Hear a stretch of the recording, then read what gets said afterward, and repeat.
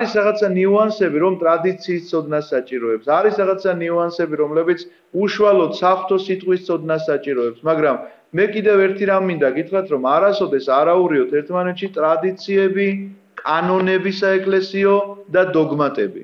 იმიტომ რომ ეს სამი სხვადასხვა რამ არის. ყველა ეკლესია შეიძლება თავისი ტრადიცია ჰქონდეს, ყველა ადგილობრივი ეკლესია, რა თქმა უნდა, შვიდ მსოფლიოს საეკლესიო კრების კანონებს ემორჩილება, მაგრამ ამ კანონების გარდა წინააღმდეგობაში კი არ მოდის, რაღაცა კაზუსი კი არ იქნება, მაგრამ ამის გარდა შეიძლება ჰქონდეს რაღაცა პირადი დადგენილება, კანონი, მაგალითად, რუსეთის ეკლესიამ გამოსცა ასეთი კანონი, რომ ნათლობის წინ თქვათ კატეხიზაცია ესეთი ფორმით უნდა ჩატარდეს, რამდენი ხანი უნდა იქნოს დადგენილი, მაგრამ საქართველოს ეკლესია შეიძლება სხვანაირად იყოს. ამიტომ არსებობს კანონი, არსებობს ტრადიცია, არსებობს დოგმატი. დოგმატში აბსოლუტურად ყველა შეთანხმებულია. დოგმატი თემაა, რომელიც არ განიხილება საერთოდ, რომ რაღაცნაირად კრიტიკული თვალით დაიწყოს ადამიანმა ყურება და ამისი განხილვა ისე რომ ეს ახლა ამ დოგმატს ჩვენებურად ავხსნით, არა. დოგმატში რა თქმა უნდა ეკლესია აბსოლუტურად ერთია, მთლიანია, შვიდი მსოფლიოს საეკლესიო კრებებიც რა თქმა უნდა ყველასთვის კანონია, მაგრამ ამის გარდა შეიძლება არსებობდეს ისეთი პირადი ადგილობრივი კანონები, რომლებიც რა თქმა უნდა წინააღმდეგობაში არ მოდის შვიდი მსოფლიოს საეკლესიო კანონთან, მაგრამ იყოს თქვათ რაღაცა პირადი დადგენილება და ეკლესიის მეთაურის მიერ რაღაცა დადგენილება გამოცემული. ასევე არსებობს ტრადიციები, რომელიც ტრადიციებითაც რაღაცა შეიძლება ხდებოდეს ადგილობრივი მართვა-გამგეობა ეკლესიებისა. რატომ მოგიყევით ეს ამბავი? ვიცით რომ ამის ერთმანეთში არევა ძალიან ხშირად იწვევს ძალიან დიდ ჭხუბს და კამათს და ამის გამო ეკლესიაში განხეთქილებები მომხდარა. იმიტომ რომ ვიღაცამ აურია ტრადიცია აიყვანა კანონის სიმაღლეზე, კანონი აიყვანა დოგმატის სიმაღლეზე და ვინც ესე იგი არღვევდა ამ კანონს, გამოდიოდა რომ დოგმატის დამრღვევი იყო და ესე იგი ეს განხეთქილების მიზეზია უკვე. ან პირიქით ტრადიცია, რომელიც კანონის სიმაღლეზე ყავდა აყვანილი, ამბობდა რომ ამის დამრღვევს ეკუთვნის ეს. რა არის მაგალითად ტრადიცია? რომელ ტრადიციაზეა ლაპარაკი? აი ეხლა რო გამოვდიოდი ტაძრიდან მეუბნება ესე რა ქვია. ადამიანი რომ წესის აგების დროსო რუსებიო ნახეო რომ ასე აფარებენო რაღაცა ლოცვას იმაში და ქართველებიო ასე არ შვებიან. არავით არ მნიშვნელობა ამას როგორ აფარებენ შენდობის ლოცვაზეა ლაპარაკი. როგორ აფარებენ ამას შუბლზე რუსები და როგორ აფარებენ ქართველები ან საერთოდ არ აფარებენ თუ არა მთავარია სახურება შესულდეს მისთვის წესის აგება როგორც არის მითითებული მოცემულობა ჩვენთვის სამღვდელო კანონი და არაფერი თქვათ არ გადაჭარბება და არც ნაკლებობა არ იყოს იქ როგორც მოცემულობა ისე გაკეთდეს ყველაფერი და ეხლა იქ ის მაშინ დაგრაგნელს ჩაუდებს ხელში თუ გაკეთილს გულის ჯიბეში ამიცვალებელ შენდობის ლოცვას ამას უკვე არავით არ მნიშვნელობა ეს ისე მარტივი მაგალითია რაც ეხლა გამახსენდა ამ წუთში ამიტომაც რატომ დავიწყე ამაზე ლაპარაკი ზოგადად ხშირ შემთხვევაში ეკლესიას ამის შესახებ ედავებიან იმის შესახებ რომ აი თქვენთან რო ესე ლოცულობენ ჩვენთან ესე ლოცულობენ რაღაც ამიტომ არც ერთმა ამ შეკითხვამ თქვენ არ დაგაბნიოთ არასდროს. არც შეგაშინოთ ამან არასდროს, იმიტომ რომ თუ საქმე ეხება დოგმატს, იცოდეთ რომ საერთოდ განხილვა არ არის ამ თემისა, თუ საქმე ეხება კანონს, რომელიც შვიდი მსოფლიოს საეკლესიო კანონებია, ასევე საერთოა ეს ჩვენთვის ყველასთვის, მაგრამ ამის გარდა შეიძლება არსებობს დამატებითი კანონები კიდევ და არსებობს რაღაცა ტრადიციები, რომლებიც მხოლოდ ადგილობრივ ეკლესიებში აღესრულებოდა. აი მაგალითად ბალახს რო ყრიან სულთმოფენობა, შეიძლება საბერძნეთში ბალახით ვერ ნახოთ. ხო, არ არის და ამიტომ ეს სულ არ ნიშნავს იმას, რომ საბერძნეთი რაღაცას არღვევს და ხო, რუსეთი ასრულებს, ან პირიქით. რუსეთმა გადაამეტა და საბერძნეთი რაღაცას როგორ არის იცით გააჩნია ჩვენთან ორი მიმართულება მობერძნო და მორუსულო და გააჩნია სად მოხვდები კი ან ხო შეიძლება რაღაცა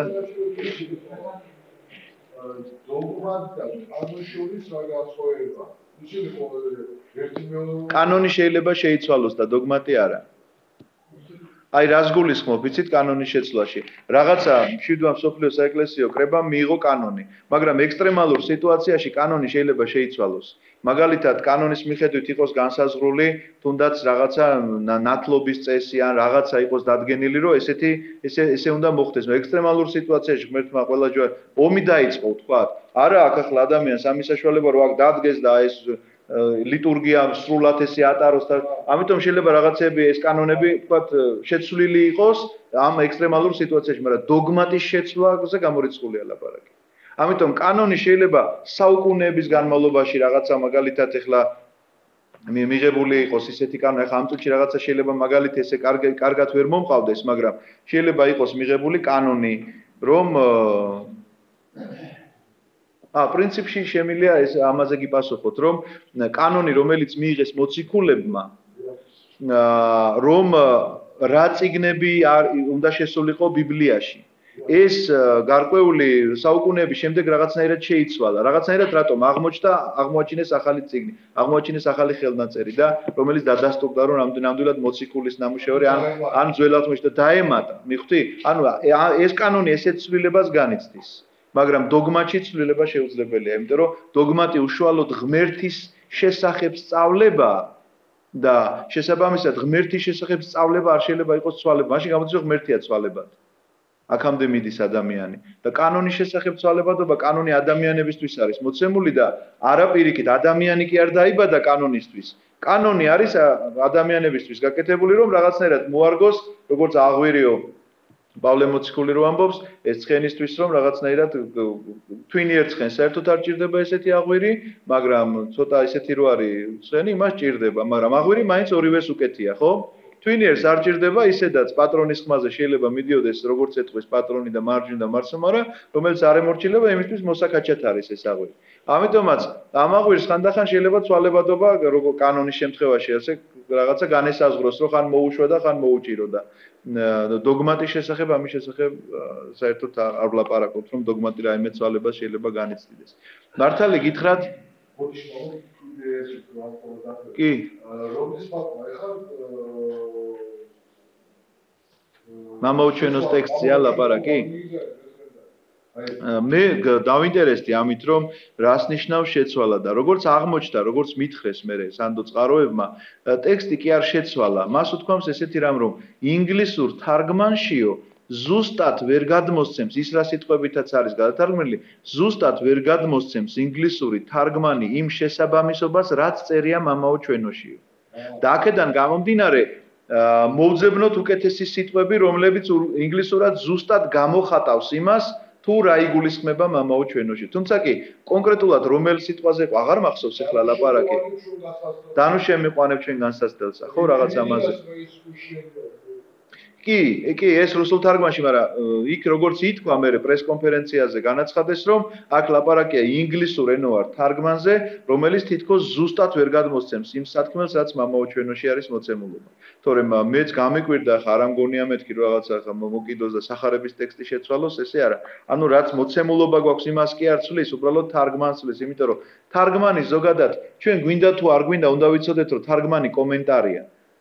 დედანს რო ვერ ვკითხულობთ ახლა ჩვენ რატო გეუბნებით ხოლმე ხანდახან სიტყვებს რომ ეს სიტყვა ამას ნიშნავს, იმიტომ რომ წარმოიდგინეთ დედანში რომ კითხულობდეთ, მაშინ განსამარტიც ფაქტიურად შეიძლება აღარაფერი აღარ დარჩეს, იმიტომ რომ როცა იცი რომ ამ კაცის სახელიც კი ამას ნიშნავს, ეს უკვე რაღაცაზე მინიშნებაა და რაღაცაზეც თქვა წინასწარმეტყველებაა, ან კიდევ ბუნების განსაზღვრებაა, რაღაცა მისი ამ ადამიანური ბუნებას რაღაცნაირად განსაზღვრავს. აი რო გითხარით მაგალითად რომ იაკობი მატყუარას ნიშნავს და თქვათ ლევი კავშირს ნიშნავს და ასე შემდგომ.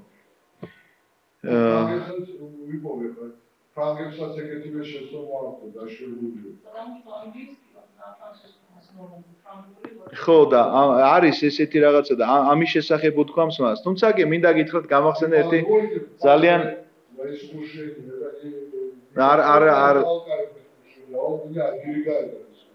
ხო და აი ესეთი ვარიანტია რომ თარგმანში თითქოს არ აისახება ზუსტად. მე გამახსენდა ერთი ძალიან საინტერესო ამბავი. ალიასკა ხო იცით რუკაზე სადაც არის თორე ისე რა ვიცი მეეჭვება ვინმე იქნა ყოფილოს ზაშორს არის. ხო და ეს ამ ალიასკაზე ცხოვრობენ ალიუტები, ესეთი ადამიანები არიან. ძალიან საინტერესო ხალხია, იმიტომ რომ მე მყავს აქ მეგობარი ამერიკაში მოღვაწე მოძღვარი, ის წარმომადგენელია ამერიკის ეკლესიისა, როგორც მე ვარ აქ საქართველოს ეკლესიისა, მამა დანიელი და 17 წელიწადი ალიასკაში მსახურობდა. და ვაყოლებ ხოლმე რაღაც ამბებს და ძალიან საინტერესო ამბებს ყვება და მეუბნება რომ ეს არის ისეთი ხალხიო. აი ვერ წარმოიდგენო, აი ეშმაკობის ნატამალი არ გააჩნიათო, საერთოდ ძალიან უბრალო ხალხიაო. და პირველად რომ ჩავიდა, შეიძლება სახელი მეშლებოდეს, ზუსტად არ ვიცი რომელმა გააკეთა ეს. ვინც იქადაგა, ეს იყო რუსი მისიონერი, მე მგონი გერმანე არა, თუ ინოკენტი, რაღაც ესეა. რომელიც ჩავიდა იქ საქადაგებლად, აღმოჩნდა რომ ეს ადამიანები ცხოვრობენ როგორ? ყავთ ნავები, იჭერენ თევზს, ესე იგი მე მგონი ანკეზე იმის წამოგებაც არ არის საჭირო, მთავარია გადააგდო თევზი ეგრევე მოყვებაო რა და იჭერენ ამ თევზს, ეს თევზი აქვს ნედლი, შებოლილი, მარილიანი, უმარილო და ყველაფერი არის თევზი რა, ყველაფერი აბსოლუტურად არის იქ თევზი. ხო და ამ ადამიანებმა არ იცოდნენ საერთოდ რა იყო პური. და რომ დაუწყო ქადაგება და მიიღეს მათ ქრისტიანობა, მამაოჩვენოს ჩაუწერა რომ პური ჩვენი არსობისა მომენტ ჩვენ დღეს. იმიტომ რომ მიუხვდარიყვნენ რომ ეს არის არსებობისთვის საჭირო აუცილებლობა, თქვა ჩვენ ამ შემთხვევაში პურზე გვაქვს, იმიტომ რომ პურია მართლა არსებობა, მაგრამ სულიერი მნიშვნელობითაც პურია, იმიტომ რომ პურსა და ღვინოს ვეზიარებით ჩვენი თვალი ამას ასე ხედავს, თუმცა კი ხორცსა და სისხლს ვეზიარებით იესო ქრისტესას.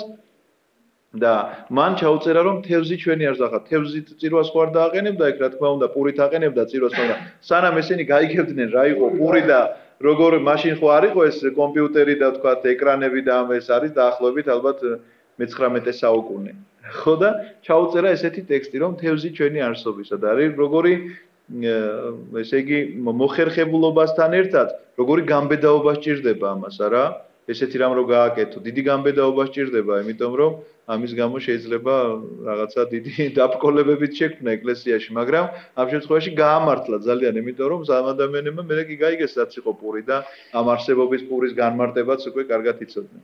ნატალია, შეკითხვა გაქვს რამე? ხო გაქვს? კი, როგორ არ შეიძლება, ჩემო კარგო, რა პრობლემაა? კარგით, მე მართალი გითხრათ ამ დოგმაზე და კანონზე რაღაცის თქმა მინდოდა და დამავიწყდა. რატო დავიწყე საერთოდ ლაპარაკი და არა. შენი არა დამავიწყდა, რატო დავიწყე, იმიტომ რომ რაღაცა მოხდა და კამაც შევესწარი ამის შესახებ და მინდოდა მეთქვა რომ თქვენთვისაც ეს ამბავი ცნობილი ყოფილიყო, რომ არ აურიოთ ერთმანეთში დოგმატი და კანონი და ტრადიციები. ამის გამო ეკლესიები გახლეჩილან შუაზე მინდა გითხრათ რა. საერთოდ ვიტყობი მაგას რომ სამსახურში დავანდელი წასაკითხი რაც არის მისი სამოწყულო მისი სახარებო კითხულობს სამსახურში იქ წავას ეკლესიური ტრადიცია შეკითხვა იყო მოზღვართან რომ თავსაფრის შესახებ დიახ და ადრე საერთოდ ადრე გასწრებული ხალხების სურათები იყო გამდიდრებული დაჩვენები რომ გათხოვებამდე ისე იგი ხალი თავსაფარს რატარებდა კი ბატონო მართალი და ეგ უბრალოდ რუსული ტრადიცია თუ ჩვენთან რაც უკვე საქართველოში ეს არის ებრაული ტრადიცია მათ ჰქონდათ ასეთი გარდამოცემა რომ ანგელოზი დადისო ტაძარში მოსულ მლოცველებსო ერთმანეთს ახვედრებსო რომ ოჯახები შეიქმნასო ამიტომაცო ამ ანგელოზმა უნდა იცოდეს ვინ ვისთან დააოჯახოსო და ვისაც არაფარია თავსაფარი მასზე იწყებს ზრუნველობას ეს არის ებრაული ტრადიცია რომელსაც პავლე მოციქული იმეორებს პავლე მოციქული დადო თავსაფარი იყო ხო მაგრამ ნახე რა საინტერესოდ იმეორებს ეს თუ არ მეშლება არის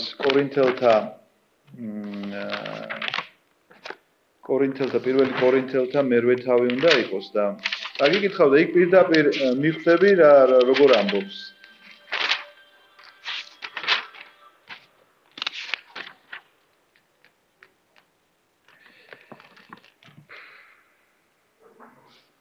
უქორწინებელ ქვრივთა მიმართ მაგრამ თუ გაეყრება აღარა ცოლიც ასევე ურწმუნო ხოლო ურწმუნოს გაყრას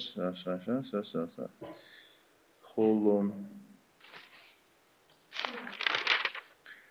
ნახავ ამას, იმიტომ რომ მართლა საინტერესოა. ეს არის კორინთელთა მიმართ ეპისტოლე, სადაც პავლე მოციქული დარიგებას იძლევა ოჯახის შესახებ. მაგრამ საინტერესო რა არის, იცით, მას ოჯახი არასდროს არ ყოლია. არ ცოლი ყოლია და არ ჩვილები. მაგრამ იძლევა ძალიან საინტერესო დარიგებებს. ასევე პავლე მოციქული იძლევა კორინთელთა მიმართ ამ ეპისტოლეში დარიგებებს ზიარების შესახებ. და ყვება იმ ამბავს, როგორ დააწესა ქრისტემ ზიარება, მაგრამ პავლე მოციქული ამას არ ესწრებოდა. სხვა მოციქულები ესწრებოდნენ, მაგრამ იმათ ესეთი დაწვრილებითი ამბავი არ აქვს ესე. რა საინტერესოა, იცით, აი მართლა გაგაკვირვებს კაცო რანაირად, მაგრამ მე ერთხელ სულ სხვა რაღაც თემაზე იყო კონფერენცია და იქ თქვა ერთმა კაცმა ეგვიპტის მკვლევარიო, რომელიც საერთოდ არ არის ეგვიპტეში ნამყოფიო მან უფრო მეტი იცის ეგვიპტეზე, ვიდრე ეგვიპტეში ყოველწლიურად დამსვენებელი რო ჩადის კაცი, 10-ჯერ რო იყოს ნამყოფი. ეს ხომ თავისთავად ასეა. ამიტომაც პავლე მოციქული არის ამ საკითხების ისეთი გამოწვლილით მკვლევარი, ქრისტოლოგიაზე ამ შემთხვევაში ლაპარაკი, რომ პავლე მოციქულმა ბევრად უფრო უკეთესად იცის ეს ამბები, ვიდრე ის ხანდახან, რომელიც შეიძლება ესწრებოდა კიდეც ამ ამბავს. ამიტომაც პავლეს აქვს ეს ძალიან დაწვრილებით აღწერილი, მაგრამ რაც შეეხება ოჯახს, ოჯახის შესახებ, როდესაც ლაპარაკობს, ის ხშირად ამბობს, რომ ამას მე ვამბობ და არა ღმერთი. ანუ ჩემი რჩევა არის ეს, პირადი რჩევა არის ეს, როგორც ამ შემთხვევაში სულიერი მოძღვრის, როგორც მოციქულის, ჩემი რჩევა არის ასე მოიქცეთ და კანონად არ აძლევს. მას რომ გინდა თუ არა ასე მოიქეცით არ ამბობს, იმიტომ რომ ნახეთ პირდაპირ წერს მეშვიდე თავი ასე იწყება, რომ რაც შეეხება იმას ის გამო წერს, კარგი იქნება რომ კაცი საერთოდ არ გაეკაროს ქალსო. ანუ როგორც თვითონ ცხოვრობდა რა, ესე იცხოვროს. მაგრამ სიძვის თავიდან ასაცილებლად ყველა კაცს თავისი ცოლი ყავდა და ყველა ქალს თავისი ქმარი. იმიტომ რომ არის სიძვონდა არ ჩავარდნენ ცოდვაში, ყველას უნდა ყავდეს თავი. ქმარი ჯეროვან პატივს მიაგებდეს ცოლს და ასევე ცოლი თავის ქმარს. ცოლი კი არ არის საკუთარი სხეულის უფალი, არამედ ქმარი. ანუ ცოლის სხეული ქმარს ეკუთვნის. ასევე ქმარიც როდია თავის სხეულის უფალი, არამედ ცოლი. ასევე ქმრის სხეულიც ცოლს ეკუთვნის. რას ნიშნავს მას ეკუთვნის? ეს იმას კი არ ნიშნავს, რომ ხლა გამათრახება შეუძლია მისი. არა, ნიშნავს იმას, რომ ისინი ერთი სული და ერთი ხორცი არიან. ეს ორი ერთმთლიანია ამ შემთხვევაში. აი, ეხლა ეს ნახევარიც ჩემია და ეს ნახევარიც ჩემია, ხომ? აი ესეთი ამბავია, რომ ეს ჩემი სხეული ჩემს ცოლს ეკუთვნის აბსოლუტურად და მთლიანად. ნუ განეშორებით ერთმანეთს, თუ არა დროებით ურთიერთშეთანხმებით, რათა ლოცვისა და მარხვისათვის მოიცალოთ. რას ნიშნავს ნუ განეშორებით ერთმანეთს? ვიღაცები რომ დაიწყებენ ხოლმე მტკიცებას, რომ მარხვაში თანაცხოვრება ცოლქმრული შესაძლებელია თუ არა, პირდაპირ წერს პავლე მოციქული. ნუ განეშორებით ერთმანეთს, თუ არა დროებით და ურთიერთშეთანხმებით. რას ნიშნავს ეს ურთიერთშეთანხმება? ცოლი და ქმარი როცა მორწმუნეა. ნახეთ, რათა ლოცვისა და მარხვისთვის მოიცალოთ. იმას ნიშნავს, რომ როდესაც მორწმუნეა ცოლი და ქმარი, ისინი ურთიერთშეთანხმებით შეიძლება თქვა, რომ აი ზიარებას ვაპირებთ კვირას და თქვა ერთი კვირა შეიძლება არ იცხოვრონ მათ, როგორც ცოლ-ქმარმა, შეიძლება თქვა 10 დღე და შეიძლება მთელი მარხვა. ეს მათ 8 წელზეა დამოკიდებული, მაგრამ ნახეთ, იქვე რას ამბობს. შემდეგ კი კვლავ დაუბრუნდით ერთი მეორეს, რათა სატანამ არ გაცდუნოთ თქვენი თავშეუკავებლობის გამო. ანუ რომ არ დაგაბრკოლოს აი ამ თავშეკავებამ და თქვა, რომ ეხლა მე ცოლთან აღარ ვიცხოვრებ და ცოლმა ქმართან არ ვიცხოვრებ, ვითომ ასე მარხვის მიზეზით მოიმიზეზონ ეს და სამაგიეროდ სხვაზე ცდუნდეს და უკაცრავად ყველა გამლოცვალს აყოლებდეს, ამის გამო ეუბნება რომ პირდაპირ მალევე შეერთდით. თუმცა ამას გეუბნებით როგორც ნებართვას და არა როგორც ბრძანებას, რადგანაც უკვე გითხარით. რადგან სურს რომ ყველა კაცი ჩემსავით იყოს. ნუ ამბობს რომ ეხლა უმჯობესია თუ ჩემსავით იქნებიან, იმიტომ რომ თვითონ ბერია. მაგრამ თვითონს თავისი მადლი აქვს ღვთისაგან და ზოგს ასე და ზოგს ისე. როგორც სახარებაში წერია. არიან ვინც თქვათ ზოლობას იტევს, არიან ვინც თქვათ ბერობას იტევს, არიან იქ ხო წერია პირდაპირ ზოგი არის საჭურისი დედის მუცლიდანო, ზოგი არის რომელმაც თავი გამოისუჭა საჭურისა, სათა სასუფეულისთვის გამოისაჭურისა, არა პირდაპირ მნიშვნელობით რომ მართლა რაღაცა სხეული დაიზიანა, არამედ მოთმინებაში. უქორწინებელთა და ქვრივთა მიმართ კი ვიტყვი, უჯობთ თუ ასე იქნებიან როგორც მე ვარ, მაგრამ თუ თავს ვერ შეიკავებენ, დეიქორწინონ, პირდაპირ კანონია მოცემული.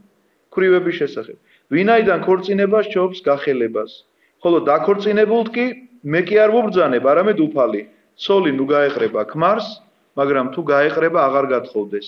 ან და შეურიგდეს ქმარს და ნურც ქმარი მიატოვებს ცოლს. ხოლო დანარჩენს მე ვეუბნები და არა უფალი. თუ რომელიმე ძმას ახავს ურწმუნო ცოლი, ნახეთ რა საინტერესოა. თუ რომელიმე ძმას ყავს ურწმუნო ცოლი და ქალი თანახმა იცხოვროს მასთან, არ უნდა მიატოვოს იგი. და ცოლიც, რომელსაც ყავს ურწმუნო ქმარი და კაცი თანახმა იცხოვროს მასთან, ნუ მიატოვებს მას. ვინაიდან ურწმუნო ქმარი მორწმუნე ცოლისაგან განიწმინდება და ურწმუნო ცოლი მორწმუნე ქმრისაგან. თორემ თქვენი შვილებიც არაწმინდები იქნებოდნენ, ახლა კი წმინდები არიანო. იმიტომ რომ ცოლი და ქმარი ერთია, როგორც გითხარით. რას ნიშნავს ეს სიტყვა, იცით? რომ მაგალითად ცოლი არის ურწმუნო, ქმარი არის მორწმუნე. მაგრამ თუ კი ამბობენ რომ კი ბატონო ვიყოთ ჩვენ და ეს შენი ურწმუნოება და ჩემი მორწმუნეობა თქვა ერთმანეთს ხელს არ უშლის და ვიცხოვროთ ერთად. კი ბატონო, ვიცხოვროთ ამ შენ რომ მორწმუნე ხარ, არ უნდა თქვა რომ არა მე ურწმუნოსთან არ ვიცხოვრებ, ამის უფლება არ გაქვს. თუ ის თანახმაა, ურწმუნო თუ თანახმაა შენთან ცხოვრებაზე, გაშორების უფლება მაშინ არ გაქვს. იმიტომ რომ პირდაპირ წერს, რა იცი ქალო, იქნება და იხსნა შენი ქმარიო. ან შენ რა იცი კაცო, იხსნი თუ არა შენს ცოლს, იმიტომ რომ შენმა სარწმუნოებამ შეიძლება ისიც იხსნას. შენმა სარწმუნოებამ, შენმა ლოცვამ შეიძლება აბსოლუტურად სხვანაირად დაანახოს მას ეს ყველაფერი. არამედ ყველა მოიქცეს ისე, როგორც განუწესა ღმერთმა და როგორც იგი იხმოუფალმა, ამასვე ვეუბრძანებ ყველა ეკლესიას. წინა დაცვეთილიდან იხმოვინმე, ნუ ემსგავსება წინა დაუცვეთელს. ეს უკვე ებრაელთა იმ კანონებზე ელაპარაკი. წინა დაუცვეთელად იხმოვინმე, ნუ წინა დაიცვეთს. წინა დაცვეთილობა არაფერია და წინა დაუცვეთელობაც არაფერია. მხოლოდ ღმერთის მცნებათა დაცვაა ყველაფერი. ყველა დარჩეს იმად, რადაც იქნა ხმობილი. ამას ლაპარაკობს წარმართებს ეუბნება, რომ თუ წარმართობაში მოხვედი, წინა დაცვეთილობა აღარ არის საჭირო, ცნებები დაიცავე, მოინათლე და ეკლესიის წევრი გახდი, ეს აბსოლუტურად საკმარისია, აღარ არის საჭირო. მონად ხარ ხმობილი, ნუ სწუხარ, მაგრამ თუ შეგიძლია მოიპოვო თავისუფლება, უმალვე ისარგებლე ამით. რადგანაც მონა უფლის მიერ ხმობილი, თავისუფალია უფლისა. ისევე როგორც თავისუფლად ხმობილი ქრისტეს მონა. ეს უკვე მაშინ ხო მონობა იყო და ჩვენ უბრალოდ იმას ვეძებთ. ხოლო ქალწულთათვის არ მაქვს უფლის ბრძანება, არამედ მხოლოდ რჩევას ვიძლევი, როგორც უფლის მიერ შეწყალებული და სარწმუნო ჩერაცხილი. მე აგრე მგონია, რომ აწინდელი გაჭირვების გამო კაცისთვის უმჯობესია, თუ იქნება ასე. ცოლიანი ხარ, ნუ ეძებ ცოლთან გაყრას. ცოლგანაშვები ხარ, ნუ ეძებ ცოლს. თუმცა თუ იქორწინებ, არ სცოდავ. და თუ ქალწული იქორწინებს, არ სცოდავს. მაგრამ ამნაირნი თავს იდებენ ურვას ხორცისას. ხოლო მე გზოგავთ თქვენო. ამას გეუბნები თქვენ ძმანო, ცოტაღა დარჩა დრო, ანუ მეორედ მოსვლის შესახებ ლაპარაკობს, რომ მალე იქნებაო. ამას, პირველი საუკუნიდან ესე ამბობ. ასე რომ ცოლიანები ისე იყვნენ, როგორც უცოლონი და მოტირალნი, როგორც არამოტირალნი, მოხარულნი, როგორც არამოხარულნი. ეს მეორედ მოსვლის წინა შელაპარაკობს. რა? ცოტა ქალწულს იფეთე ამნაირ იდებენ ურვას. ურვას, რაც მას ბევრ შრომას. ანუ ძალიან დიდ შრომას იდებენ თავს. ნახეთ, ამნაირები თავს იდებენ, ანუ ვინც იქორწინებსო, ძალიან ბევრ შრომას იდებს თავის თავზეო რა.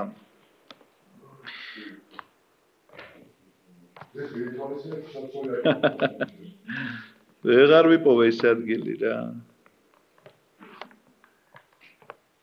სულ სხვა რამის გამო დავიწყე, მაგრამ მგონი ყველაფერი წავიკითხე მაგის გარდა. ვინც ათხოვებს თავის ქალწულს, კარგად იქცევა, მაგრამ ვინც არ ათხოვებს, კიდევ უკვე უკეთესათო. ქალი რჯულით შეკრულია, სანამ ცოცხალია მისი ქმარი, ხოლო თუ ქმარი მოუკვდება თავისუფალია და ვისაც უნდა იმას გააყვეთ, მხოლოდ უფლის მიერ. კერპთათვის შეწირული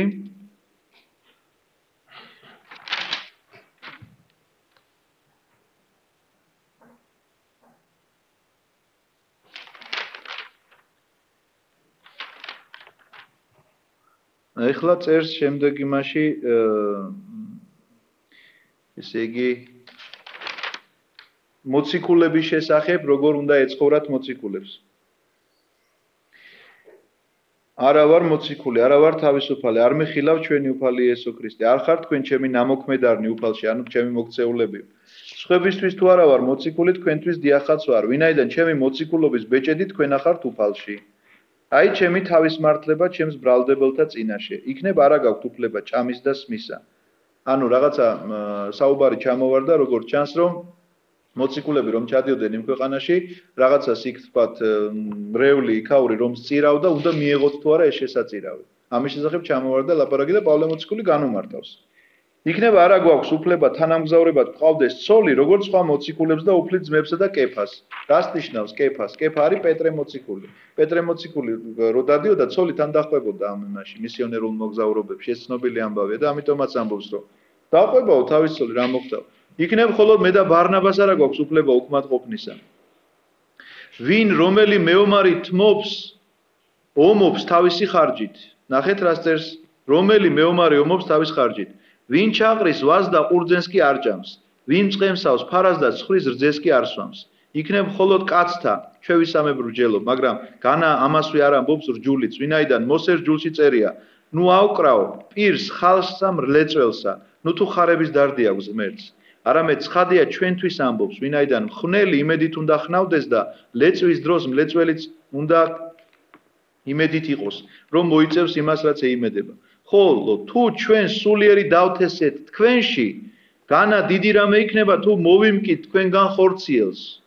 თუ კი სხვებს აქვთ თქვენზე ბრძანებლობის უფლება, განა მით უმეტეს ჩვენ არ გვეკუთვნის. მაგრამ ჩვენ არ გვისარგებლია ამ უფლებით, არამედ დღემდე ვითმენთ ყველაფერს, რათა არაფრით შევაფერხოთ ქრისტეს სახარება. ანუ ლაპარაკობს, რომ ამ შემოწირულობის აღების უფლება მათ თავისუფლად აქვთ, ვინც ქადაგებელია ამ შემთხვევაში და ვინც მოღვაწეა საეკლესიო მსახურებაში.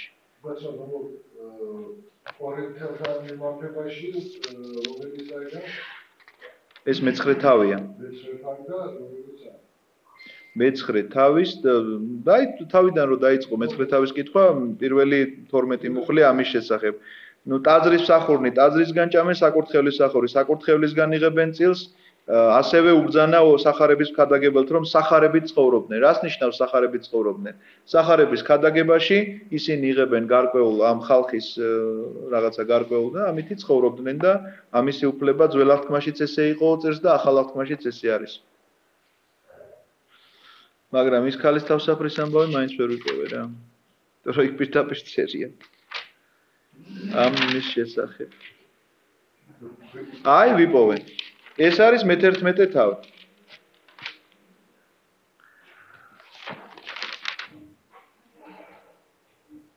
ყოველი კაცი, რომელიც თავდაბურული ლოცულობს, ან და წინასწარმეტყველებს თავს ირწმენს. და ყოველი ქალი, რომელიც თავდაუბურავი ლოცულობს, ან და წინასწარმეტყველებს თავს ირწმენს, რადგან ეს იგივეა, რომ თავგადაპარსული იყოსო. ხოლო თუ ქალი თავს არ იბურავს, დაეთმა შეიკვეცოს, მაგრამ თუ ქალს თმის შეკვეცა ან გაპარსვა ერწყვინება, თავი დაიბუროსო. ამრიგად კაცმა არ უნდა დაიბუროს თავი, ვინაიდან ხატი და დიდება აღმრთისა, ხოლო ქალი ქმრის დიდებაა. ნახეთ რას ნიშნავს? ქალი ქმრის დიდება ნიშნავს იმას, რომ თავსაფარი უნდა ეფაროს ქალს, რომელიც არის გათხოვილი. რადგან კაცი კი არ არის ქალისაგან, არამედ ქალი კაცისაგან და კაცი კი არ შეიქმნა ქალისათვის, არამედ ქალი შეიქმნა კაცისათვის. ამიტომაც მართებს ქალს ფლობის ნიშანი კონდეს თავზე ანგელოსთათვის. პავლე წერს ამას. ქალს მართებს ფლობის ნიშანი კონდეს, რას ნიშნავს ფლობის, რომ მე მყავს უფალი, ჩემი ქმარი. და ეს არის ნიშანი, რომ მე მყავს ქმარი. და ვისაც არ ყავდა ქმარი, ის არ ატარებდა აქედან გამომდინარეც ამბობენ, რომ პავლეც ამას ამბობს. ვისაც არ ყავდა ქმარი, იყო მოკლედ ახალგაზრდა გასათხოვარი გოგო, ის არ ატარებდა და ნახეთ როგორ წერია, ამიტომ მართებს ქალს ფლობის ნიშანი კონდეს თავზე ანგელოსთათვის. იმიტომ რომ ანგელოზი რო შეხედავს, იცის რომ ამას ქმარი ყავს და ამაზე მსგუნველობას ანებს.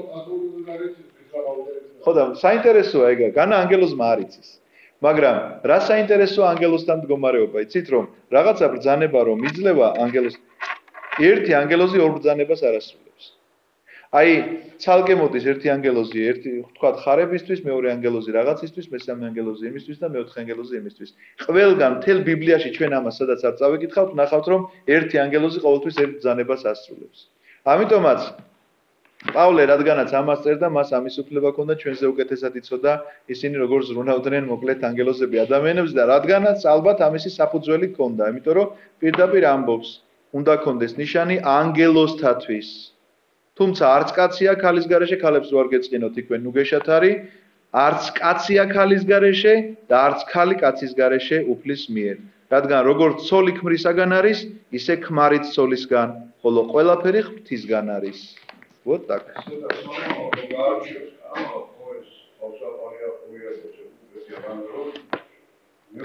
ხოდა მაგას ამბობს, რომ აი ანგელოზები ზრუნავდნენ ამაზეო და ამიტომაც ჩვენ როდის იცი რა, ეს უკვე ტრადიციებად შემორჩა ლამარა. ხვდები რაზეა ლაპარაკი? იქ საერთოდ აღარაფარია. ხო. ამიტომ აი წეღარობთ ეკლესიის ტრადიციებზე ვლაპარაკობდი. ჩვენთან აუცილებლად პატარა ჩვილი ბავშვიც რომ მოყავთ ისა აქვს გამოკრული. ხო ეხა რუსეთში განსაკუთრებულად აქცევენ ყურადღებას. საქართველოს შეიძლება ხა ესე პატარა ბავშვებს არ ეკეთოთ თავსაფარი, მაგრამ ნუ ყოველ შემთხვევაში აქ აუცილებლად ყველას თავსაფარი ის კი არა რამდენ ნათლობაზე დააყენებენ პატარა ჩვილია თავსაფარი მეუბნები არ შეიძლება ნათლობის დროს მირონი უნდა ვწოთ ყურზე იმას უნდა უჩანდეს ყველაფერი ამიტომ პირიქით ვახტევინებთ ხოლმე მაგრამ აქ ესეთი ტრადიცია საბერძნეთში არა მაგალითად რაუშიო შეიძლება ეს მოიგონ ეკლესიის მიმართებაში არ არის შეიძლება არის როგორც თუთაში არა ლოცვაზე წერს ლოცვის დროს ანუ ეკლესიაში შეკრებაზეა ლაპარაკი. როდესაც ლოცვა მიმდინარეობს, ქალს უნდა ეფაროს, კაცს არ უნდა ეფაროს, პირდაპირ წერს. ამაზეა ლაპარაკი. ქალების შემოსევიდან იყო ესე ბებიები ჩვენები თავშემოსული. ხო, ჩიხტი კოპები. გათხოვილებს ეფარათ, გათხოვილებს.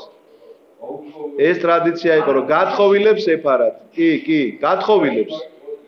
ხოდა ეს ბებიები გათხოვილები ხო იყვნენ ჩვენები. გაუთხოვარი ბებია ხო არ გიყოლებოდა.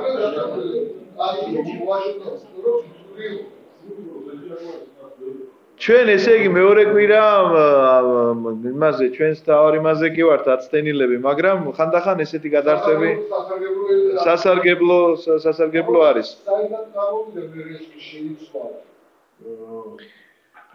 ძალიან ბევრმა რაღაცა ტრადიციამ განიცადა ცვლილება. აი საქართველოს მაგალითზე შემიძლია გითხრათ, რომ საქართველოში ეხლა რა ტრადიციების არის, ძირითადად არის რუსული გავლენის ქვეშ მყოფი ტრადიციები. და რატომ? ჩვენ იმდენი ხანი ვიყავით შეერთებული რუსეთთან, ჯერ სახელმწიფოებრივად და მერე ეკლესიურად. 1811 წელს, როცა გაუქმდა საქართველოს ეკლესიის ავტოკეფალია, პატრიარქის ტახტი გაუქმდა და ეგზარქოსი ჩავიდა და დაიწყო მართვა ამ ეკლესიისა. რა თქმა უნდა, მან თავისი ტრადიციები შემოიტანა. ამიტომაც მთელი ლიტურგიკის წესი, მთელი წიგნები, საკითხავები არის გადმოთარგმნილი რუსულიდან და ვკითხულობთ ამას. მაგრამ სინამდვილეში ჩვენს ხელნაწერთა ინსტიტუტში ძვირფასად ინახება მე-11 საუკუნის ძალიან ძვირფასი შრომები თაწმინდელი მამების მიერ, სადაც ლიტურგიკული წესი, სახარებას რა თქმა უნდა იმათსაც ვკითხულობთ, ახლა რუსულიდან თარგმანი არ დაგვჭირდებოდა, იმიტომ რომ მქონდა, მაგრამ ეს დანარჩენი ყველაფერი მოიშალა. იმიტომ რომ სტამბა ყველაფერი ამაზე იყო გაწყობილი და ძირითადად რუსული. ამიტომ ძალიან ბევრი რამ გავლენა, ტრადიციების გავლენა არის რუსული. თუმცა კი ეს მე-19 საუკუნემდე ასე არ იყო შემოძვირფასებული. აბსოლუტურად სხვა ტრადიცია იყო. მე გეტყვით მაგალითისთვის ექვთიმე ათონელი, რომელიც თარგმნის მცირე ჯულის კანონს და მცირე ჯულის კანონში წარმოიდგინეთ ესეთი რამ წერია. მცირე ჯულის კანონი შედგენილია იოანე მონაზონის მიერ. იოანე მონაზონი გამორჩეული იყო როგორც ერთ-ერთი მკაცრად მოღვაწე ასკეტი მამა. და ის კანონებს იძლევა, ვთქვათ, ეს მცირე ჯულის კანონი იცით რა არის? რაღაცა პირადული შეცოდებების გამო რაღაცა კანონები როგორი უნდა დაედოს ადამიანს. მაგალითად მრუშობაში ჩავარდა ადამიანი, მაგალითად მკვლელობა მოხდა, მაგალითად აი მძიმეცოდვებზეა ლაპარაკი და როგორი კანონები უნდა დაადონ. მაგალითად 7 წლის უზიარებლობა არის, ხო, რაღაცა განმეორების შემთხვევაში 15 წლის უზიარებლობა და ძალიან მკაცრი კანონებია. მაგრამ იგივე იოანე მონაზონის კანონი, რომელიც ექვთიმემ გადმოთარგმნა, ახლა გეტყვით რა წერია ამ თარგმანში. მაგალითად, კაცი დასჯილია მძიმე ცოდვის გამო, ერის ადამიანი. ადევს მას სასჯელი, ვთქვათ, უზიარებლობისა. დიდ მარხვაში შაბათ-კვირის გარდა აუგრძალე თევზის ჭამაო. რას ნიშნავს ეს? ესე იგი, დიდ მარხვაში თევზი იჭმეოდა. მე-11 საუკუნეზეა ლაპარაკი. რუსებმა რა შემოიღეს? თევზის ჭამა? თევზით მარხვა კი, მე თევზის ჭამაზე მაქვს ლაპარაკი. თევზით ხსნილი იყო. ხო და საიდან ვიცით რომ ხსნილი იყო? მაგ წიგნზე გიყვებით ახლა. რომ ეს წერია პირდაპირ ექვთიმე თაწმინდელის თარგმანში, რომ თუ კი ადამიანი არის განკანონებული, მაგალითად ჩაიდინა მძიმეცოდვა და ამ მძიმეცოდვის დროს მას ეპიდემია ადევს, აუგრძალო უნდა შაბათ-კვირის გარდა თევზის ჭამაც. ანუ უფრო მძიმე მარხვა უნდა დაუწესო. მაგრამ თუ ვერ გაუძლო კიდე დართე რამდენიმე დღეო თქვა შუაკვირაშიც. ანუ თევზი ჩვეულებრივად იჭმებოდა ძიმე მარხვაში, მაგრამ დღეს ჩვენთან ახლა ვინმესა ვუთხარავ დიდ მარხვაში თევზი იჭმევაო შეიძლება გაგლახოს, რომ როგორ შეიძლება თევზის ჭამა. როგორ ახლა 6 თონელი თუ ამ კანონით სარგებლობდა, წმინდანი არ არის? და ჩვენ თუ ახლა სხვა კანონით სარგებლობთ, ჩვენ მეზე დიდი წმინდანები ვართ თუ როგორ არის? საქმე სულ სხვა რამეშია. საქმე ტრადიციაშია და რა თევზის ჭამაში. საქმე მორჩილებაშია. იმიტომ რომ ჩვენ ეკლესია ვართ, ეკლესია არის ერთობა. ეკლესია ერთმთლიანად თანხმდება. რაღაცაზე ვამბობთ, ჭამთ, არ ჭამთ, მარხულობთ, დღესასწაულობთ. ამიტომაც ამ ერთობას უფრო დიდი მნიშვნელობა აქვს, ვიდრე იმას, რომ კაცი თევზს შეჭამს თუ არ შეჭამს თევზს. დავამთავრებშიო და ეხლა. ნახეთ, რატომ მოვიყვანე ეს კანონი. ეს კანონი მე-11 საუკუნიდან მოქმედებდა იქამდე, სანამ ჩვენამდე შემოვიდოდა უკვე რაღაცა სხვა კანონები და დამძიმდებოდა. ამიტომაც დღეს ჩვენს ეკლესიას ლოცვა-კურთხევა არ აქვს მოცემული, რომ ჩვენ დიდ მარხვაში ვჭამოთ თევზი. მაგრამ ეს არ ნიშნავს იმას, რომ ისინი ჩვენ უფრო დიდი მოღვაწეები ვართ, ვიდრე ისინი იყვნენ. 6 თაწმინდას გულისხმობ ამ შემთხვევაში, ან იოანე მონაზონს, რომელიც ასეთ კანონს წერს. ამიტომაც ეს ნიშნავს იმას, რომ ტრადიცია იყო, რაღაცა რომელიც ტრადიციაც ასე შეიცვალა და დღევანდელ დღეს ჩვენ ასეთი მოცემულობა გვაქვს. იგივე 6 ათონელი წერს. არსებობს დღესასწაულიო, რომელიც როგორც კვირა ისე უნდა იდღესასწაულოთ. ეს არისო, განმანათლებელი მაგალითად წმინდა ნინოს დღესასწაულიო, ერის ფარველი რომ არის მაგალითად წმინდა გიორგის დღესასწაულიო, ეკლესიის ფარველი წმინდა ნიკოლოზისო, მოციქულები აქვს ჩამოთვლილი ანდრია პირველწოდებული, პეტრე პავლობა, ღვთისმშობლობა, რა დღეც არ უნდა დაემთხვეს, უნდა იდღესასწაულო როგორც კვირა, ნიშნავს იმას, რომ ხსნილია ყველაფრით. მაგრამ დღევანდელ დღეს ეს საკითხით შეცვლილია. ჩვენ ახლა მაგალითად პარასკევს მოგვიწევს პეტრე პავლობის მარხვის აღნიშვნა. გადაშლით კალენდარს ნახავთ, რომ შიგნით მარხვა არის. ჩაწერილია, რომ ეს დღე არის მარხვა. აქედან გამომდინარე, ამან არ უნდა დაგაბკოლოთ, თუ ვინმეს შეხვედრი ხართ მსგავს ისტორიულ რაღაცა წყაროს და წაგიკითხავთ და ეხლა გაკვირვებით, არაფერი, უბრალოდ ეკლესიამ დღეს ასე დაადგინა და ეს არ არის დოგმატი და ეს არ არის რაღაცა 7 მსოფლიო საეკლესიო კრების კანონი, რომელიც ჩვენ რაღაცა თვითნებურად გვაქვს შეცვლილი, ასე რომ ეკლესიამ შეიძლება საბერძნეთში რო ჩახვიდეთ, შეიძლება სხვანაირად. საბერძნეთში რო ჩახვიდეთ, სხვანაირად იქნება, იმიტომ რომ 29-ში იდღესასწაულეს უკვე ისა პეტრე პავლობა. ხო? კი ბატონო, ახლით უბრალოდ. ამიტომ 29 ივნისს იმათ უკვე პეტრე პავლობა ქონდათ და იმათთან ეხლა სხვა დღეებია და სხვა კალენდარია. ჩვენთან სხვა დღეებია და სხვა, მაგრამ ეს არ უშლის ერთმანეთს ხელს, იმიტომ რომ ჩვენი ერთი საერთო ამოსავალი გვაქვს, თქვათ, აღდგომის დღესასწაული და აღდგომის დღესასწაულთან დაკავშირებით ყველაფერი, რაც აღდგომას მიემართება და მოძრავია აღდგომასთან ერთად დასაწყისი მისი და მე რაც მოსდევს მე-40 დღეს ამაღლება და სულთმომბენობა, რა თქმა უნდა ეს ერთნაირად გვაქვს, მაგრამ სხვა ადგილობრივი დღესასწაულები ახლა ჩვენთან რომ მაგალითად აღენიშნება შობის დღესასწაული 7 იანვარს, 25 დეკემბერს აღენიშნება და ნათლისღება 6 იანვარს აღენიშნება, ჩვენთან რომ 19 იანვარს აღენიშნება. ამას გეუბნებით, ეს არ არის მიზეზი იმისა, რომ ეკლესიებმა ერთმანეთში განხეთქილება ჰქონდეთ. აი თუ იტყვის, რომ მე შევცვლი აღდგომის დღესასწაულის გამოთვლას, ამ შემთხვევაში ეკლესიებს უფლება აქვთ, რომ ერთმანეთთან რაღაცა სერიოზული განხილვის თემად იქცეს ეს. იმას კი არა, რომ დაკრაფეხი გაიქცე და არ დაელაპარაკო. არა, სერიოზული განხილვის თემად იქცეს ეს და დარეგულირდეს ეს საკითხი, იმიტომ რომ აღდგომის გამოთვლა ჩვენ მოცემული გვაქვს მსოფლიო საეკლესიო კრებაში, როგორ უნდა გამოვთვალოთ აღდგომის დღესასწაული. და ამიტომ თუ ვინმე მას შეეხება, უნდა დაასაბუთოს რის საბუთვალზე შეეხება. მაგრამ სხვა დანარჩენი ჩვენ რომ ვამბობთ, რომ 7 იანვარს არის ქრისტეს შობა და ისინი ამბობენ 25 დეკემბერს, შეიძლება არც ერთი დღე იყოს ეს და არც მეორე დღე არ იყოს. აბსოლუტურად სხვა დღეს იყოს ქრისტე დაბადებული. ხო, სხვა დღეს იყოს ქრისტე დაბადებული, უბრალოდ ეკლესიამ დაადგინა, რომ მოდი ქრისტეს შობა აღვნიშნოთ ამ დღეს. მიხვდით? ამაზეა ლაპარაკი. და ამიტომ შეიცვალა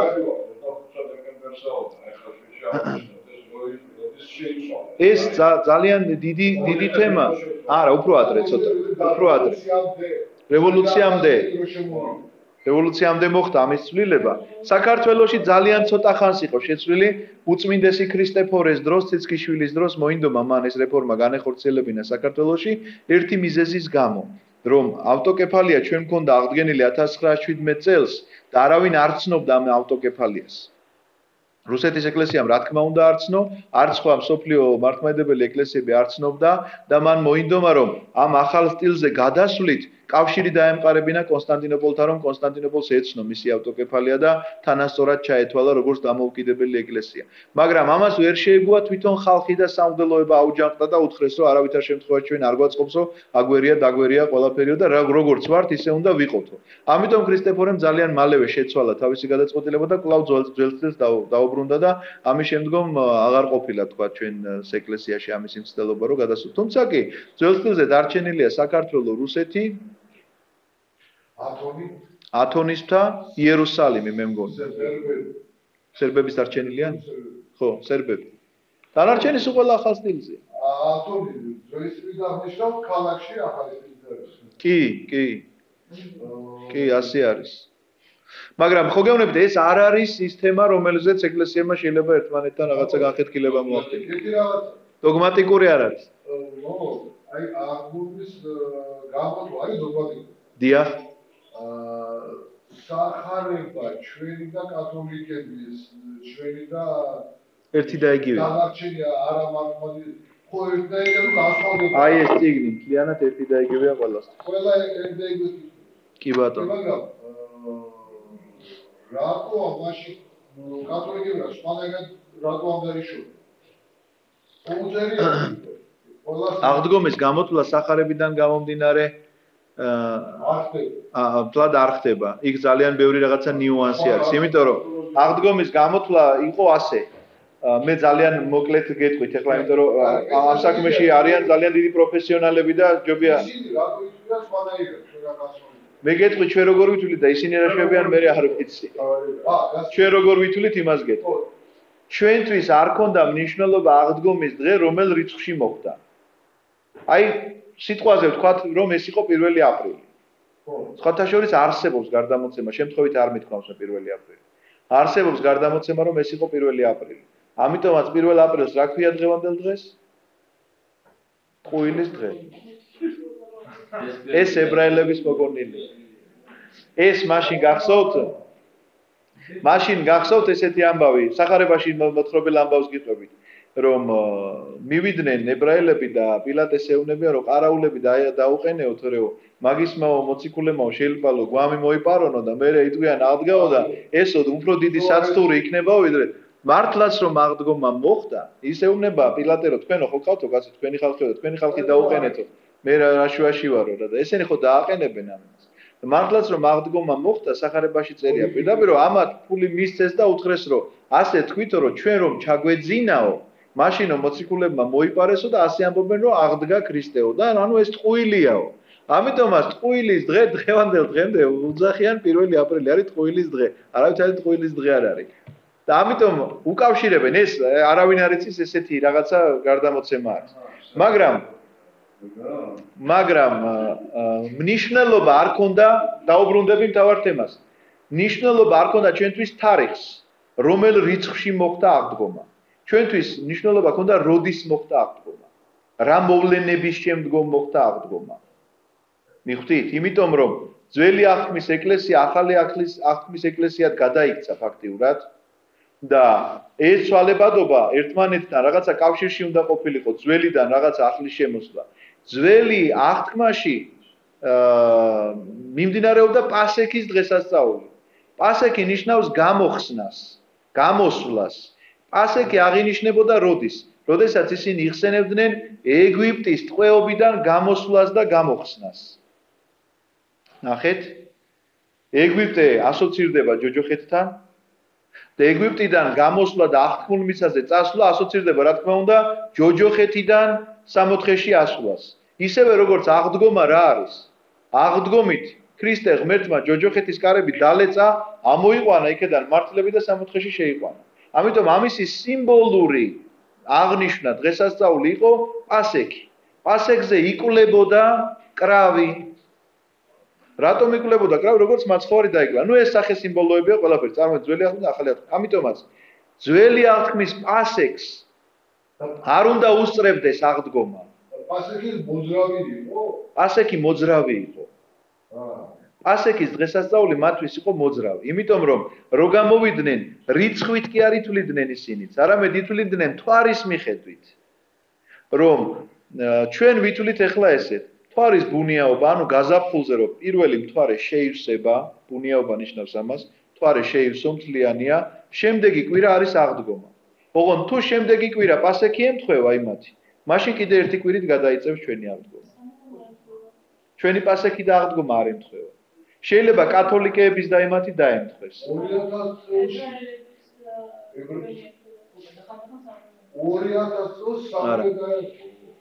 სამივე არ დაემთხვევა.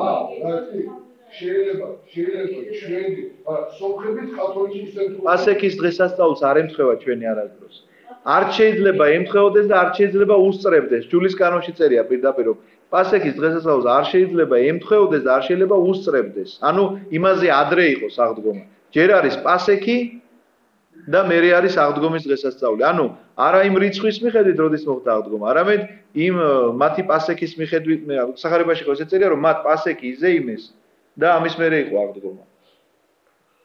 ნუ მე ესე მახსოვს რომ ეს ტელევიზორში ასე იყო შემთხვევაში. ამიტომ მე მართალი გითხრათ, არ ვიცით როგორ ითვლიან სომხები, არ ვიცით როგორ ითვლიან ესე იგი კათოლიკეები, მართლა არ ვიცი, იმიტომ რომ მათი აღდგომა ხან ემთხვევა და ხან უსწრებს კიდეც პასექს, მაგრამ მე ვფიქრობ რომ ისინიც მთვარის მიხედვით ითვლიან და ამიტომ არ ანიჭებენ არანაირ მნიშვნელობას პასექს. ანუ ჩვენ ხო ვანიჭებთ და ვამბობთ რომ მაგალითად შეივსო მთვარე, ვიცი რომ აღდგომა უნდა ვიდღესასწაულო, მაგრამ იქვე უყურებ პასექს, ხო? თუ პასექის ახლა დღესასწაულობენ ამ მთვარის შევსებაზე, მაშინ მე გადამაქვს ერთი კვირით და ამათ არ გადააქვთ, მე მგონი და ამიტომ არის რომ ხან ემთხვევა და ხან უსწრებს. ეს ჩემი აზრია ახლა, რასაც მე მოგახსენებთ, იმიტომ რომ ამისი ასეთი მკვლევარი ნამდვილად არ ვარ ამ საკითხის, მაგრამ ზოგადი წარმოდგენა რო შეგიქმნათ, ამის შესახებ ესე შემიძლია გითხრათ, რომ ჯულის მიხედვით არ შეიძლება ჩვენი უსწრებდეს და ემთხვეოდეს და ამიტომ ჩვენ ვითვლით ამას თვარის მიხედვით. ისინიც თვარის მიხედვით ითვლიან, თუმცა კი პასექს არ აქცევენ ყურადღებას. და ჩვენ პასექს ვაქცევთ ყურადღებას. ხო, შიო რაღაც კიდევ.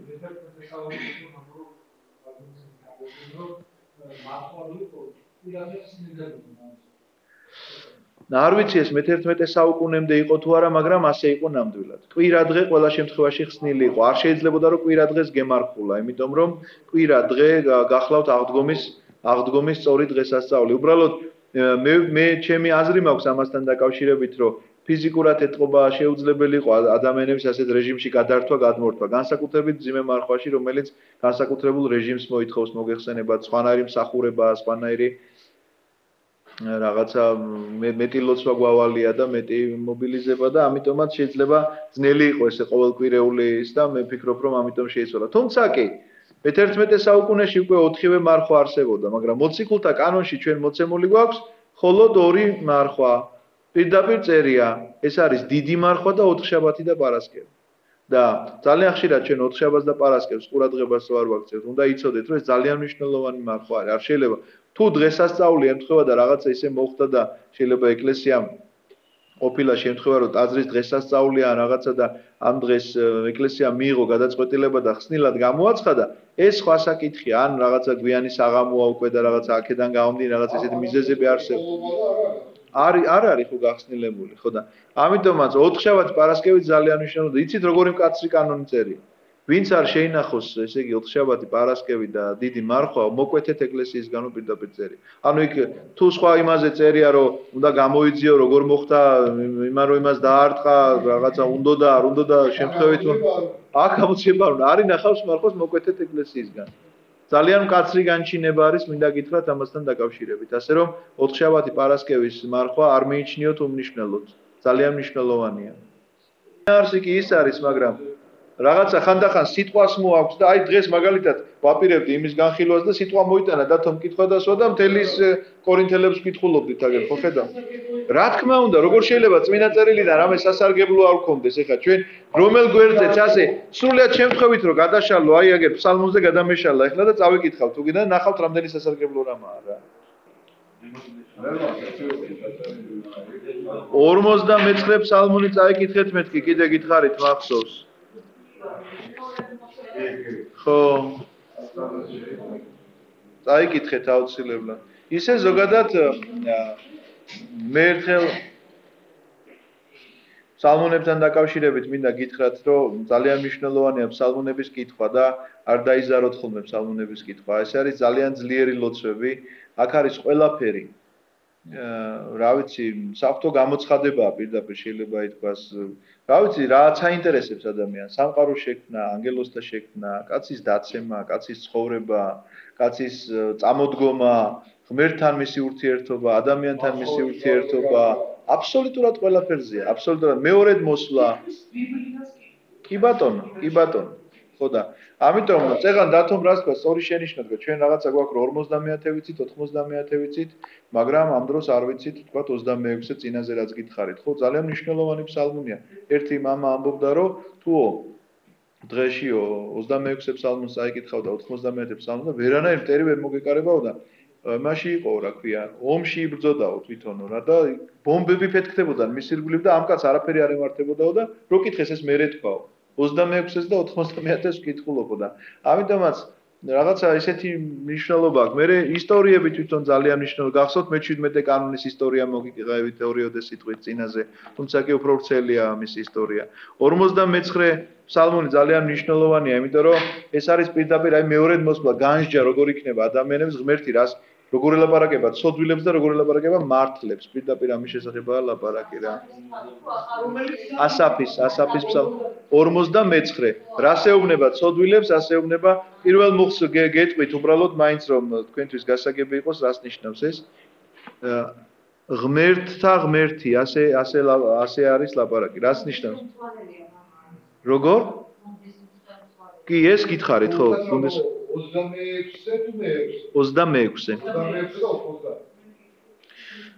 ღმერთმა ღმერთთა მან უფალმა დაილაპარაკა და მოუწოდა ქვეყნიერებას მზის აღმოსავლიდან მის ჩასვლამდე ანუ მთელ ქვეყნიერებას მოუწოდა მეორედ მოსვლისა მაგრამ ვინ არის ღმერთთა ღმერთი ანუ რაზე არის აქ ლაპარაკი ჩვენ გვაქვს ესეთი ქართულ ენაში მაგალითად უფალო მიმართვა იყო ადამიანის მიმართვასაც იხმარებოდა ეს სიტყვა რომ ბატონს მაგალითად თავისი ესე იგი ქვეშევრდომი შეიძლება უფალო ქრისტეფორე გახსოვთ ქართულ ფილმშიც არის უფალო ქრისტეფორე ეს რაც ნიშნავს იგივე ბატონო ქრისტეფორეს ნიშნავს ამიტომ უფალთა უფალი ვინ არის რა თქმა უნდა ღმერთი ყოვლის შემოქმედი ამიტომ ამ სიტყვამ არ დაგაბრკოლთ აქ ბევრ ღმერთებზე კი არ არის ლაპარაკი აქ არის ღმერთთა ღმერთი ანუ ჩვენ ვინც უფლად შეიძლება ვიხსენიებდეთ ბატონად შეიძლება ვიხსენიებდეთ მიუხედავად ის ჩვენი ბატონია და ჩვენზე აღმატებულია რაღაცით ან პირიქით ჩვენ ვართ შეიძლება ვიღაცის ბატონი და ასე მოგმართავენ ჩვენ იმას არ ნიშნავს რომ ჩვენ ღმერთები ვართ ეს იმას ნიშნავს რომ ღმერთი ღმერთთა ანუ ყოველივეს შემოქმედმა ღმერთმა მოუწოდა მზის აღმოსავლიდან ვიდრე დასავლამდე და დაელაპარაკაო ასე რომ მე მიდის ეს განხილვა ჩვენ ახლა გადავაჭარბეთ ჩვენ დროს ძალიან და არ მინდა დაგღალოთ და შემდეგ კვირას რა ვიცი თუ მოვახერხეთ გავაგრძელოთ იაკობ მოციქული და მე პატარ-პატარა ესე ფსალმუნებიდან წავიკითხოთ ეს რაღაცას გეტყვით ახლა გითხარით და გამიგული და მაგამბავი რომ შეგვიძლია შეგავარ ქალებზე საბერძნეთში ეკლესიაში ეს ტრადიცია არის რომ თავსაფრის გარეშე დადიან ბერძნის ქალები ტაძარში და ქუჩაში რა თურქებმა დაიწყო საბერძნეთი მაგათ ჯინა ხო ისინი რო ჩადრებით დადიოდნენ ისინი რო ჩადრებით დადიოდნენ აი შორიდან რო დაენახა კიპრი არაქეთელი თურქეთი საბერძნეთი იყო ლამარამ კიპრი აღა უშინელი აღმოჩნდა რეგიონები ადრე 1453 წელს რო დაეცა კონსტანტინოპოლი მთელი თურქეთის ტერიტორიაზე შევიდნენ თურქები და მთელი საბერძნეთის ხო რა ვთქვი მე აბა მე სხვა რა ხო არა დღევანდელი თურქეთის ტერიტორიაზე იყო ქვეყანა ბიზანტიის იმპერია ბიზანტიის იმპერიის დაცემა როცა მოხდა 1453 წელია როდესაც კონსტანტინოპოლი აიღეს ბიზანტიის იმპერიის დაცემის შემდგომ მთელი დღევანდელი თურქეთის ტერიტორიაზე და მაშინდელი ბიზანტიის ტერიტორიაზე ამის შემდეგ არიან თურქები ბერძნები განდევნეს და თურქული ტრადიციები მე შეიტანეს რა თქმა უნდა ამ ქვეყანაში თურქები ჯინა შემოიღეს ეს ტრადიცია ისე მართალი გითხრათ ერთხელ მანქანით მივდიოდით გავიარეთ მთელი თურქეთი. ნუ ძალიან დიდია მოგეხსენებათ რა, ახლა რუქაზე თუ არ ფეხით ესე არ გაგივლიათ მანქანით, იმითი რუქაზე შეგიძლიათ ნახოთ რომ ძალიან დიდია და ნუ მიდიხარ ერთი დღე, ორი დღე არ მთავრდება ეს საბერძნისა თურქეთი და ერთ-ერთმა მოძღვარმა თქვა ჩვენ ათონის თავზე მივდიოდით, მაშინ ისევ წარმოიდგინეთ ახლა ჩვენ აფხაზეთი რუკას რო არაჩნია დავკარგეთ და მოვთქვა მტირითო და ნუ ახლა ბუნებრივია ჩვენია და გუგლში გვაქვს და იმათო არ ნახევთ ამ მთელი ქვეყანაა დაკარგული. მთელი ქვეყანა სადღარიან ბერძნები. სანთლით უნდა ეძებო. ხო და მთელი ქვეყანა არის დაკარგული ამ ხელა და ხანდახან გაგვიკვირდებაო ხოლმე რომ რაღაცა ბერძენი შეიძლება ცოტა ისე იყოს. ხასიათებს სხვანაირებს ამჟღავნებდეს, იმიტომ რომ გაბოროტებულია კაცი ხან ხელა ქვეყანა წაართვეს და ბუნებრივია. ძალიან დიდი კულტურა დაანგრიეს, მინდა გითხრათ. ბიზანტიის კულტურა და ნუ აი გადააშენეს მთლიანად ერი რა. ძალიან დიდი გავლენა იქონიეს, იმიტომ რომ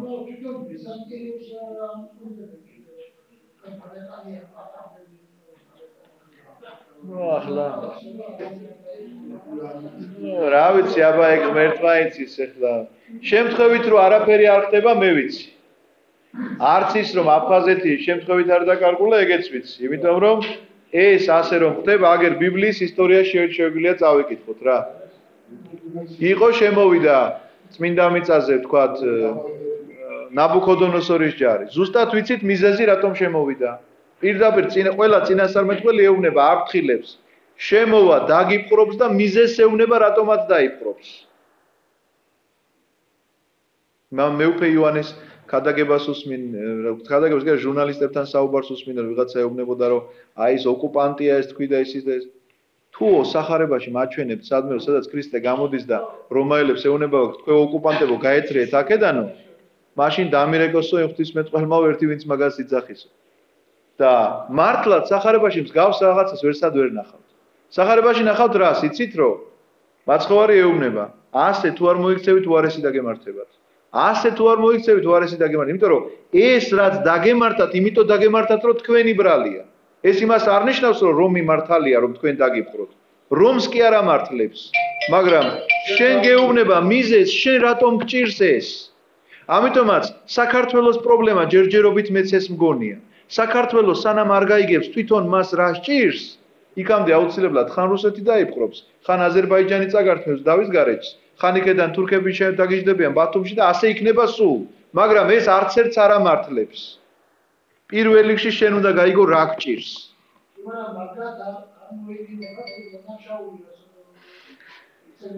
მერე თქვენ რა? აი თქვენ რა მერე? აი თქვენ რა მერე რომ დაისაჯო. მაგას გეკითხებით. ეხლა იცით რა, როგორ ამბავს მეუბნებით რომ მე რო გავხდი ეხლა ავად. და ვიღაცაზე რო ვთქვა რომ აუ ის რა არ გახდება ავად. მერე რა მე ის თუ ავად გახდება. მე ჩემს გამოჯანმრთელებაზე უნდა ვიზრუნო, ხო მართალია. და ის ავად გახდება თუ არ გახდება, ღმერთმა მიხედოს. ამაშია საქმე სწორედ.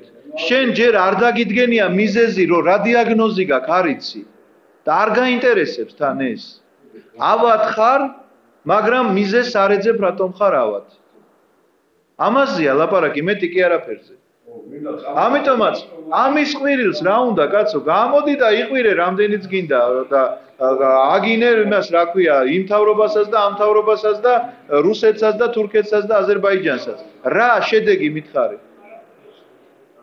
სანამ არ გაიგებ შენ თვითონ რა გჭირს და როგორ შეიძლება ამ ავადმყოფობას უშველო, იქამდე არაფერი არ იქნება.